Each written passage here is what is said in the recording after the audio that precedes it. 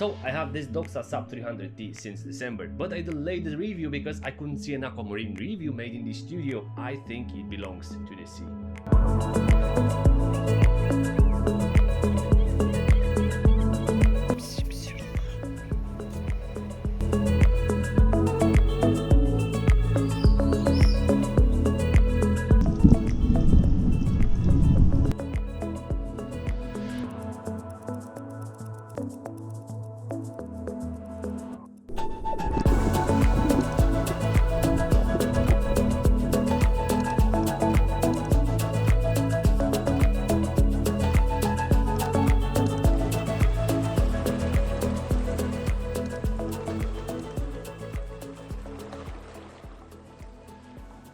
Today we are looking potentially at one of the most iconic diver watches ever existing, alongside the Seamaster, the Submariner and the 50 Phantoms. This is the watch that came out on the right place at the right time, but not just by coincidence. The Doxa Sub 300 or the 300T is tied up to an iconic name in diving and underwater explorations: Jacques Cousteau.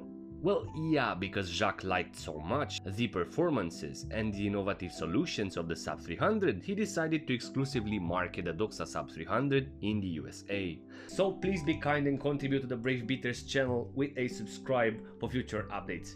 Thank you. Also, we will experience 3 unique things that you should be aware about this legendary Doxa Sub 300T, so enjoy. The iconic Doxa Sub identity was designed from scratch. The purpose was to create a design specifically for the needs of a diver. And as we know and experience the platform, we can clearly say that the Doxa Sub 300T was created with the user in mind. So the design team led by Mr. Urs Eschler started as a base from a cushion or a tonneau case. The iconic orange color of the dial was chosen and proven to be the most legible underwater. At a depth rating of 30 meters, the tests were made underwater in the Lake Neuchâtel from Switzerland. So to accomplish perfect legibility with the orange dial, they had to add big tritium markers and also painted the hands in black to make sufficient contrast with the dial. Here we can spot how the Doxa Sub 300 has a bigger and a thicker minute hand, because in diving this is the most important indicator alongside the pip. Also, we will see that the outer bezel was completely recreated. We have a sawtooth patented outer bezel for maximum grip underwater with gloves. But to complete the usefulness of the tool, they've added on the interior bezel the classic immersive time, and on the exterior we have the depth added in feet. So the divers will know how much they should stay before having to decompress. This is a great feature to add, the decompression time calculation using the bezel. There's the Aquastar chronograph diver sharing the same feature, or the Mido decompression timer from 1961, and the review of this piece is on the top right corner. So number 1 says that the beads of rice bracelet wasn't necessarily iconic because of the looks or the comfort provided by the independent metallic beads of rice. The bracelet features links that are spring-loaded to allow the bracelet to expand when necessary, for heat or for wearing it over a diving suit. So the expander feature was the first innovative expanding feature implemented by Doxa on their iconic diver bracelets starting with 1969. So point number 2, important to know what's the difference between the Sub 300 and the Sub 300T historically. Well, the Sub 300 was the initial concept presented at Baselworld in 1966, with a thinner case featuring a domed or a boxed acrylic crystal, where the 300T was launched in 1967. An improved model created with the input of Jacques Cousteau himself. The 300T represented the ultimate tool watch of the era, followed by the T.GRAPH. So the T letter signified the presence of tritium on the dial, such as the case with the most vintage watches at that time. So importance wise, I would say that the 300T is actually the more important model out of the collection. And if you'll see labels or unfamiliar logos, such as Synchron, you will have to know that Synchron, by the way, bought Doxa in the late 1960s, making co-branded pieces. An iconic model being the Doxa Synchron Army version, an all-black diver made for the Navy. But fear no more, I've ordered this Synchron reissue and we will review it pretty soon on the channel. But getting back in modern days, the Sub 300T is available in multiple colors, the brand offering the same personality color scheme for their collections, from the chronograph to the underrated Sub 200 models. So clearly the most iconic color of the 300 model is the orange colorway named Professional. The secondary, or maybe the first for the Sub 200 model, is the black dial named Shark Hunter.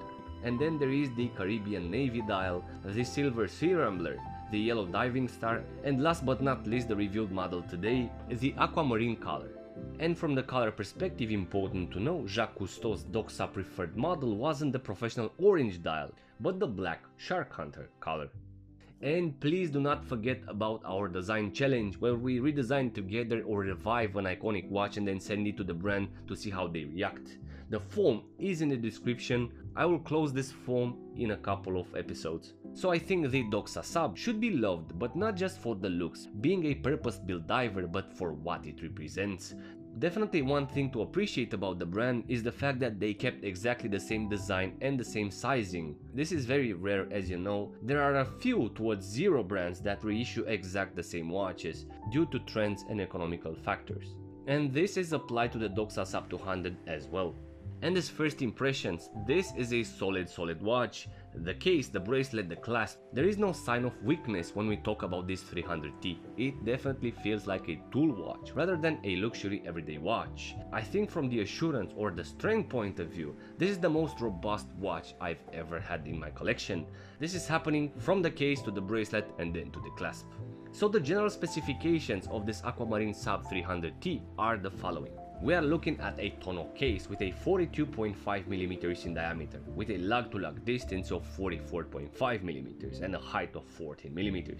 We have a metallic unidirectional bezel with a lumed pip and a flat sapphire crystal. Inside we have the ETA 2824 movement, a Swiss-based movement with a date complication and a power reserve of 38 hours.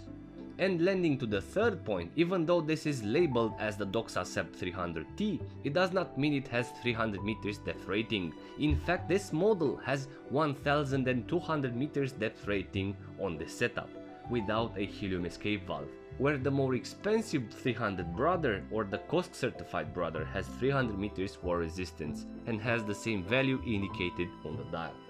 Now, purpose-wise, the Doxa Sub 300T is different from the Sub 200, for example, and price-wise we can understand the difference in the amount of money. They share the same movement at 2824-2, however the Sub 200 is a more elegant sub, with a rich history, and you can see the review that I made on the top right corner. The trailer is cool as well, where the Doxa Sub 300T is 100% made with the purpose to serve as a tool, the design or the appeal being on the second place. And this is a thing that I appreciate a lot. However, as I said earlier, they both respect very well the sizing and the proportions of the original models. A thing to appreciate about Doxa, they truly show us how great the early divers were made. And getting into depth, the glitter or the blue pattern of the dial is reactive to the light, a beautiful accent that emulates the surface of the water, in the same time remaining even and mute, sufficient to make contrast with the beautiful black lacquered indexes and hands. And the lumed markers have black bars on the left and on the right hand side. And the thing to be noted, the lumed markers are bigger than the ones from the 300 model.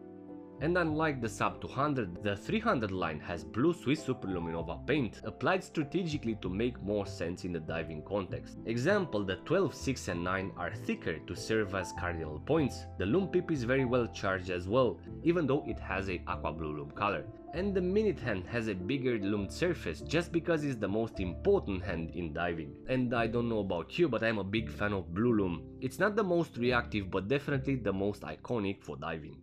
So overall, an iconic dial, which has roots from the 60s Doxa's Bauhaus-inspired watches, such as the Doxa Graphic. The bracelet of the modern 300T is very solid. We have the iconic beads of rice. This is a bracelet that complements very well the case. It starts from a 20mm lug width, and then at the end of the cushion case the bracelet is extended to 23mm, tapering to 20mm towards the brilliant clasp. The clasp, yes, brilliant, with an elegant brushed clasp having the embossed logo and the Doxa text. It features side push buttons to open the bracelet and another set of buttons to extend the bracelet, to be able to strap the watch over a diving suit or during the summer where the wrist circumference might change. This is a cool diving feature and a must or a homage feature to the iconic expand or extensible beads of rice bracelet from the 60s. Definitely this feature can be found on the mid-auction star tribute. Now, fun fact, you will notice as an offering that the Beads of Rice bracelet is with $40 more expensive than the rubber one. However, I tried once the rubber of the Doxa and I was amazed by the density and the comfort of the rubber. In fact, I've never seen such a rubber strap. And it is true, the rubber length, it is big as a standard, so it needs to be trimmed to fit the wrist and the extension clasp. However, if you have it on a bracelet, you can always strap the diver into an isophorine strap. The quirky tonneau case has a circular brush pattern, where on the side we have the arched polished facets. However, I can't say I'm a big fan of the gap between the case and the bezel crown. It feels too big for my taste, but since the original model was like this, we have to respect it. So to conclude, one of the most iconic watches, the 300T, or Doxa the diving watches brand, sits in the top 5 most popular and iconic diving brands, alongside Rolex, Omega and Blancpain. With an iconic case and the unique features with a depth rating of 1,200 meters, designed, worn and sponsored by the most iconic underwater explorer all time, Jacques Cousteau, for a price below $2,000. Well, I find this piece as an absolute value proposition, and definitely as a reliable brave beater, qualifying this piece on the position number 26 in the Hall of Fame, being one of the most famous diving watches from the list. And in the end, I have to admit, I have a cool tan on my back, where on my chest I'm pretty much white. The reason being the time spent on shooting wristwatches on the beach. So hope you enjoyed this video as much as I did, the making of as well, except for the sunburn. And as usual, if you're new to the channel, please consider subscribing for future creative updates. Thank you very much, and until next time, be brave but stay safe.